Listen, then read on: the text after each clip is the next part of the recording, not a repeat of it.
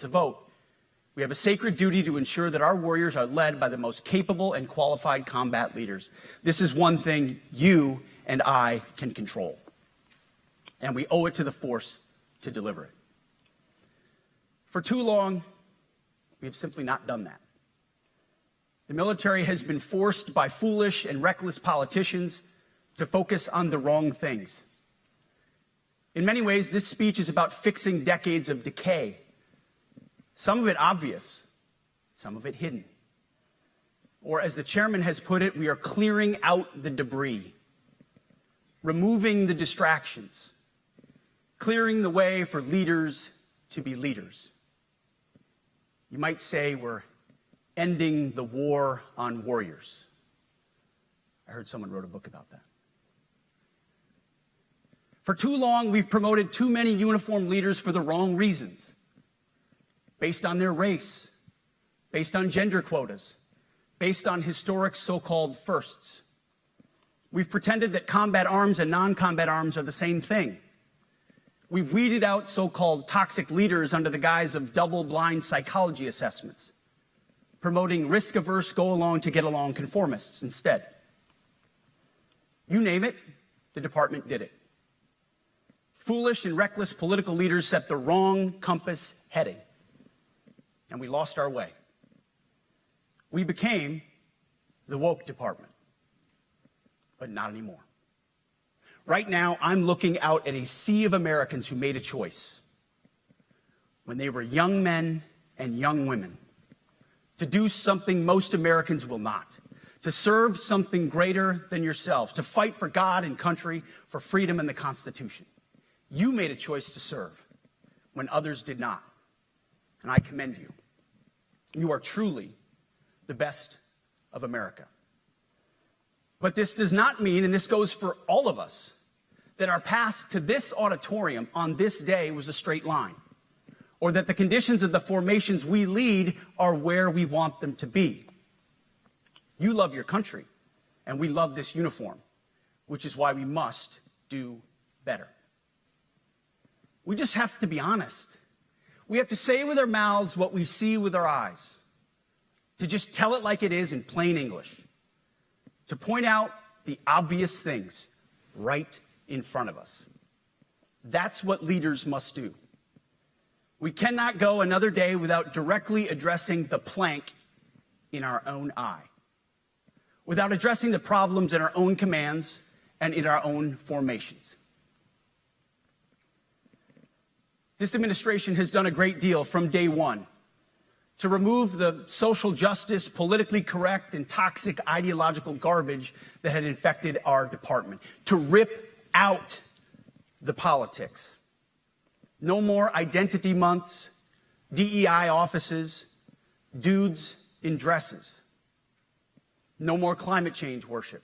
No more division, distraction, or gender delusions. No more debris.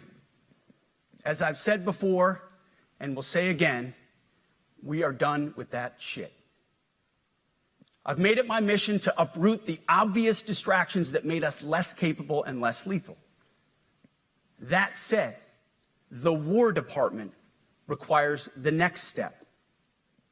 Underneath the woke garbage is a deeper problem, and a more important problem that we are fixing and fixing fast. Common sense is back at the White House, so making the necessary changes is actually pretty straightforward. President Trump expects it. And the litmus test for these changes is pretty simple. Would I want my eldest son, who is 15 years old, eventually joining the types of formations that we are currently wielding? If in any way the answer to that is no, or even yes, but, then we're doing something wrong.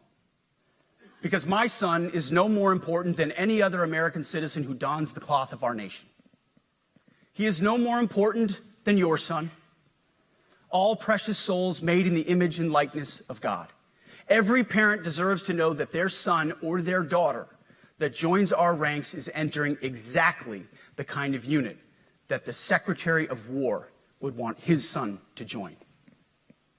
Think of it as the golden rule test.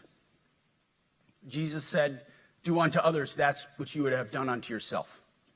It's the ultimate simplifying test of truth.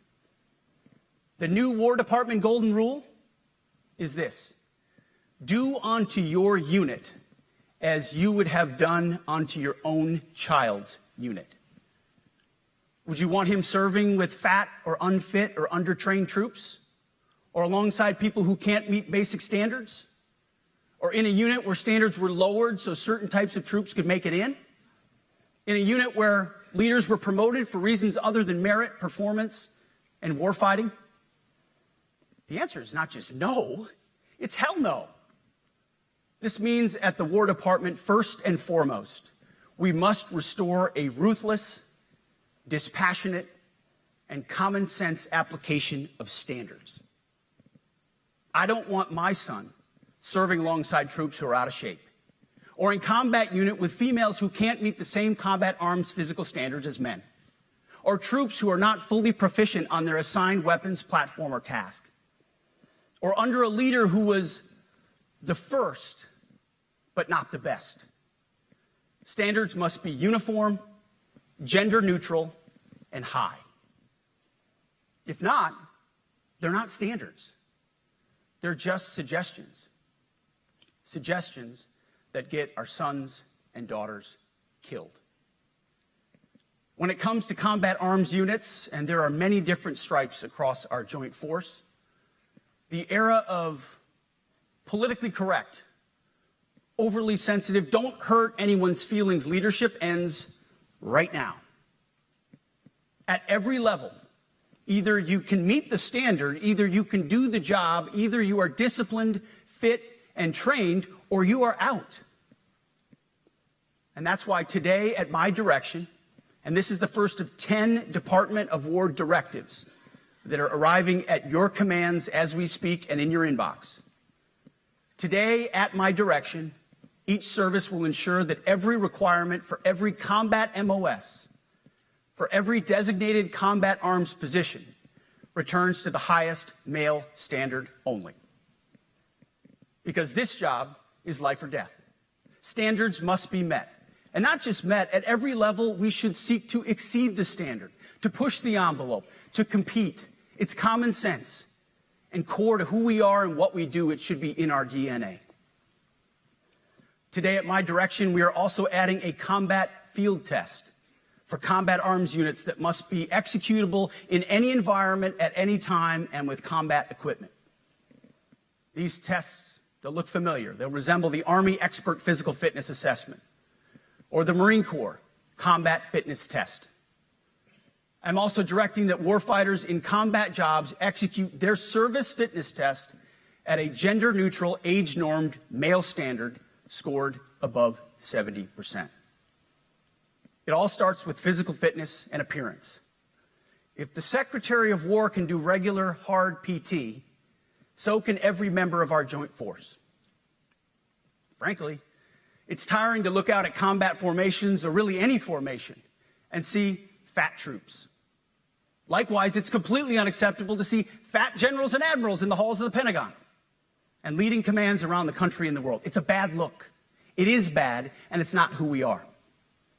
So whether you're an airborne ranger or a chairborne ranger, a brand new private or a 4-star general, you need to meet the height and weight standards and pass your PT test. And as the chairman said, yes, there is no PT test.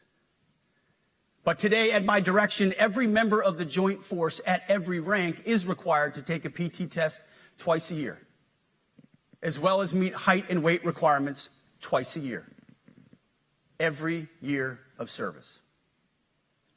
Also today, at my direction, every warrior across our joint force is required to do PT every duty day. Should be common sense. I mean, most units do that already, but we're codifying it. And we're not talking like hot yoga and stretching. Real hard PT, either as a unit or as an individual. At every level, from the Joint Chiefs to everyone in this room to the youngest private, leaders set the standard. And so many of you do this already. Active, Guard, and Reserve. This also means grooming standards. No more beards, long hair, superficial individual expression. We're going to cut our hair, shave our beards, and adhere to standards. Because it's like the broken windows theory of policing. It's like when you let the small stuff go, the big stuff eventually goes. So you have to address the small stuff. This is on duty, in the field, and in the rear. If you want a beard, you can join special forces. If not, then shave. We don't have a military full of Nordic pagans. But unfortunately, we have had leaders who either refuse to call BS and enforce standards, or leaders who felt like they were not allowed to enforce standards. Both are unacceptable. And that's why today, at my direction, the era of unprofessional appearance is over. No more beardos. The era of rampant and ridiculous shaving profiles is done.